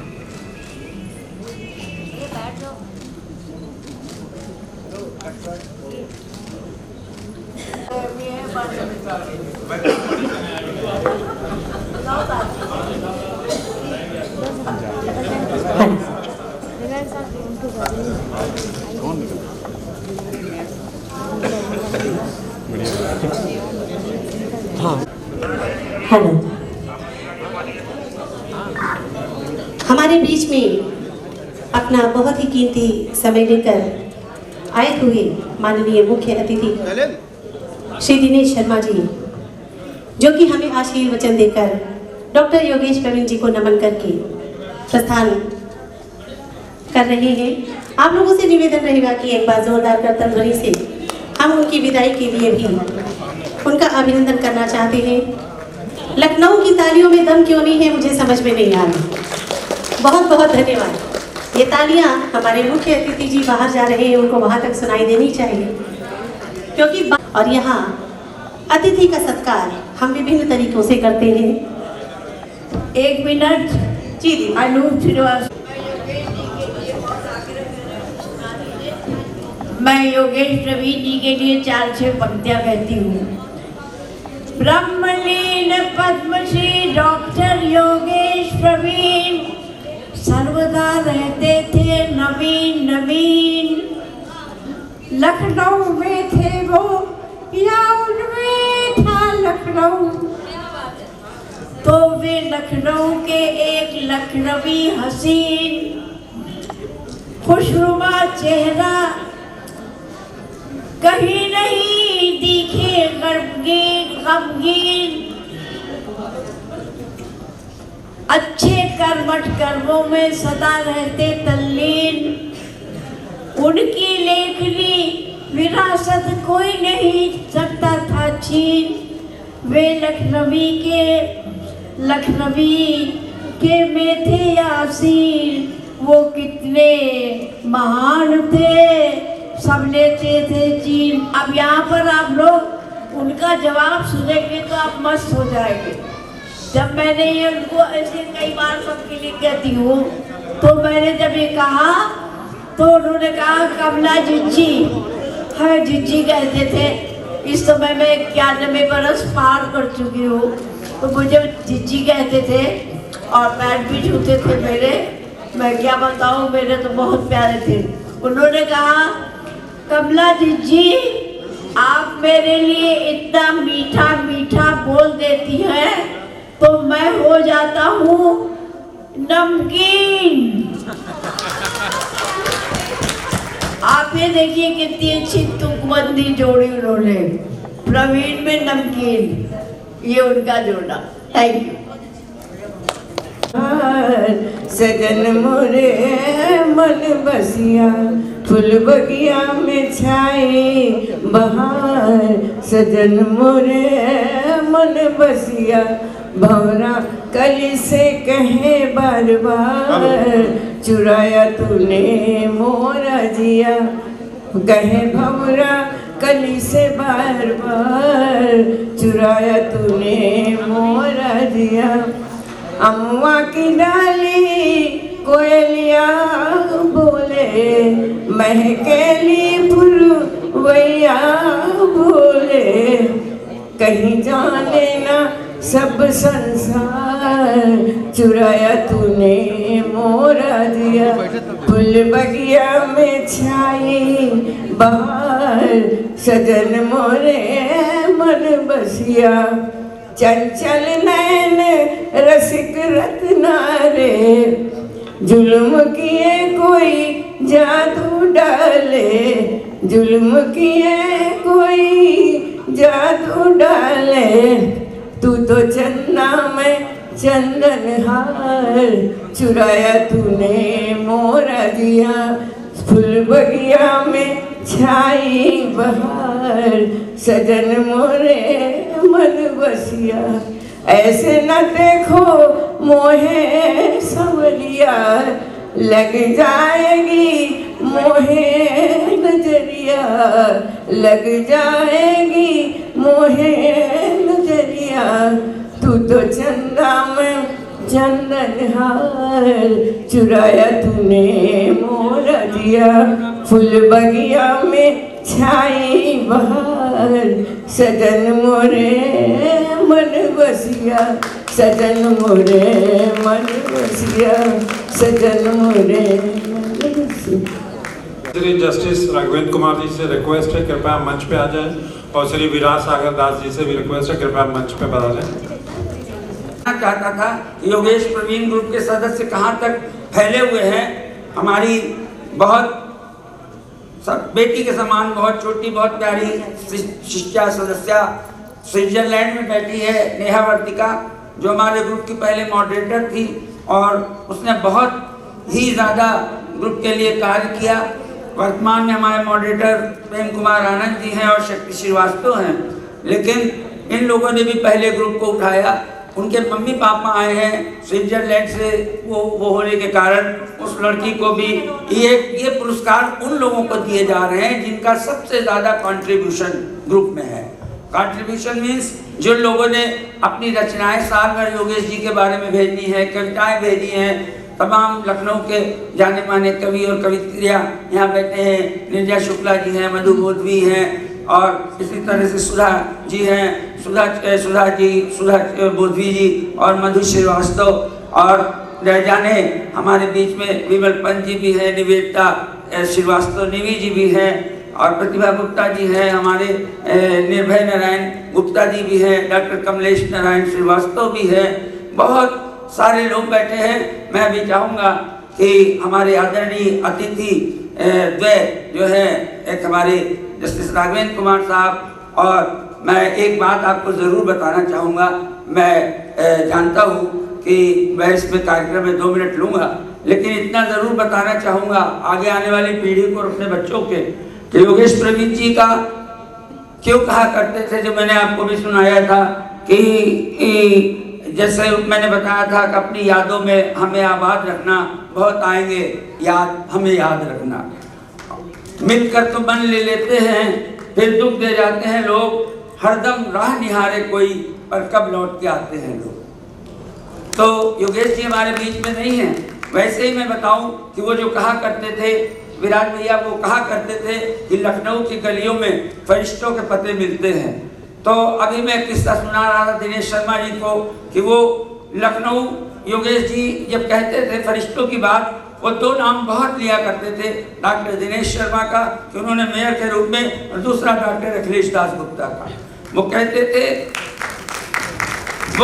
थे कि अलाव जलवाने से लेकर, कुछ जैसे हम लोगों भाषा बात कहते हैं, अलाव जलवाना होए और चाहे कम्बल बंटवाना हो, जाड़े में ले लो, और कहने लगे वो मंदिर जाके गरीबों को जाके सब देना हो।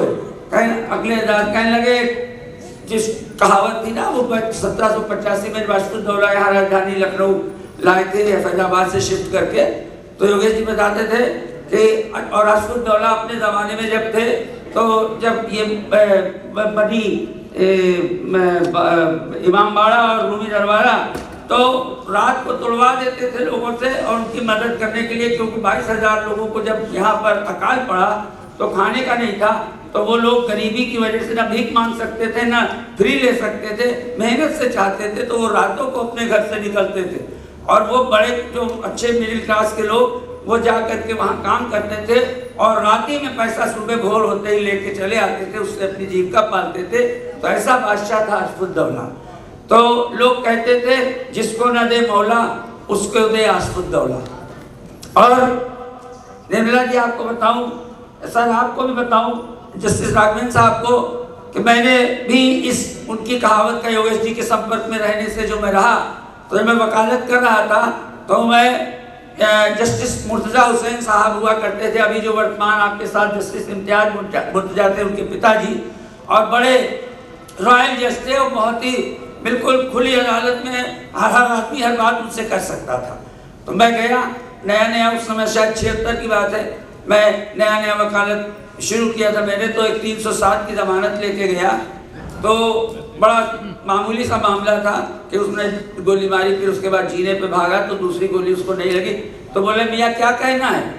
तो हमने कहा कि मुझे कुछ नहीं कहना सिवाय इसके कि मैं अभी जूनियर हूँ और आपके यहाँ इसलिए आया हूँ ये बेल लेके, मैं सामने आप बैठेंगे तो आप क्या हो जाएगी। कहन वाह, ये कैसे समझ लिया?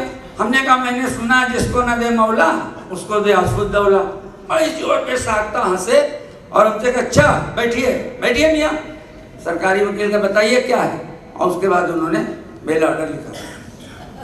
ये लखनऊ के नवाबों की उस समय की शान और लखनऊ के नवाबों का नाम, उसको योगेश जी ने जीवित रखा।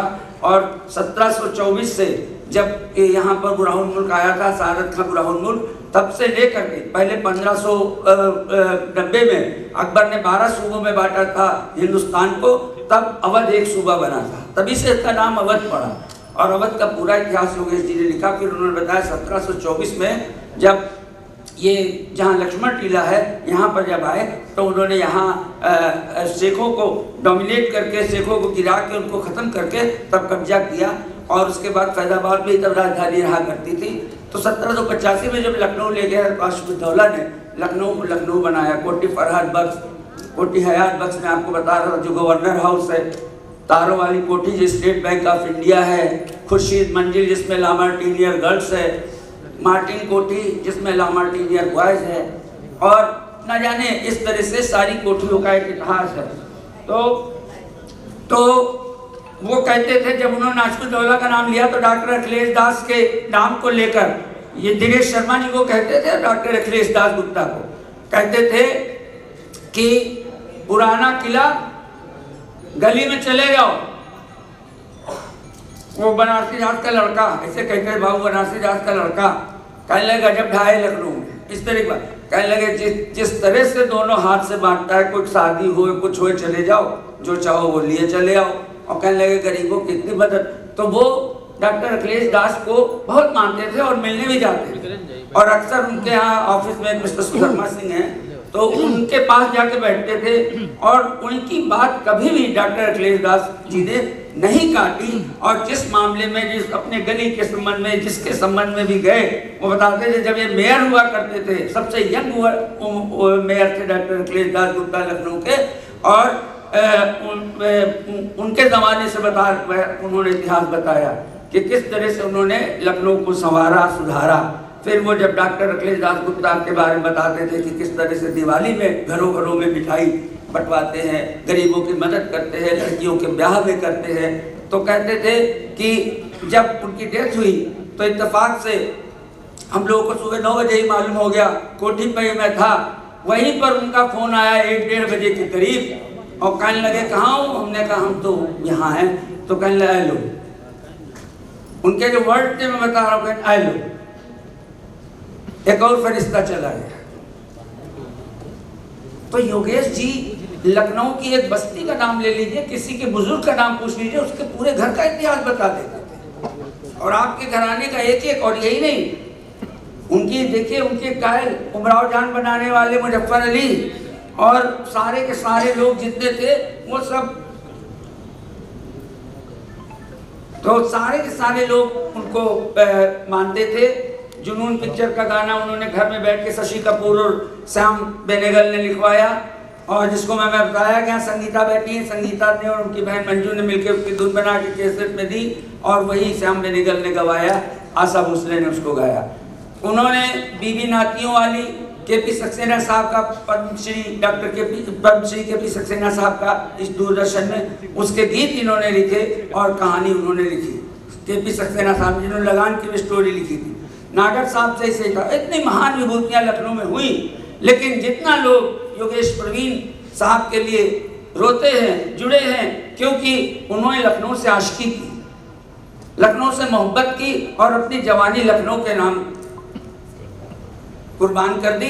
उन्होंने कभी शादी नहीं किया, लेकिन वो कदम कदम पर लखनऊ को बनाते रहे। आज लखनऊ इतिहास के रूप में चमक रहा है।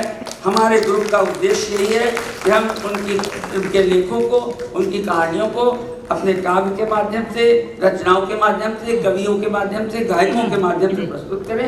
गायकी का नाम सुन के मुझे ये याद आया कि मैं चाहता हूं कि जल्दी जल्दी 2-4 पुरस्कार दिलवा के फिर एक गीत, फिर 2-4 पुरस्कार। सबसे पहले इस कड़ी में मैं चाहूँगा कि श्री अशोक सक्सेना जी यहाँ आए और उनकी माँ, अपनी वाइफ को भी लेके आए, जो नेहा वर्तिका की माँ हैं।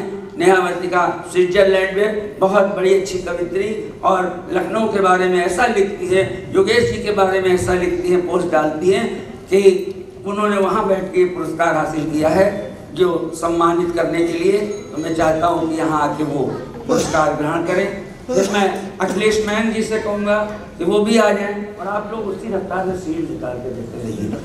अशोक, मैं चाहता हूँ पहले नेहा वर्तिका और मुक्ता चटर्जी है नहीं, और किरण पांडे और सरिता सिंह जी, ये गोरखपुर से आई हैं बाई रोड, तो और किरण पांडे भी आ जाएं, क्योंकि इन्हें अभी बाई रोड निकलना है, ताकि 2 बजे रात तक आप लखनऊ वहाँ गोरखपुर पहुँच जाएं।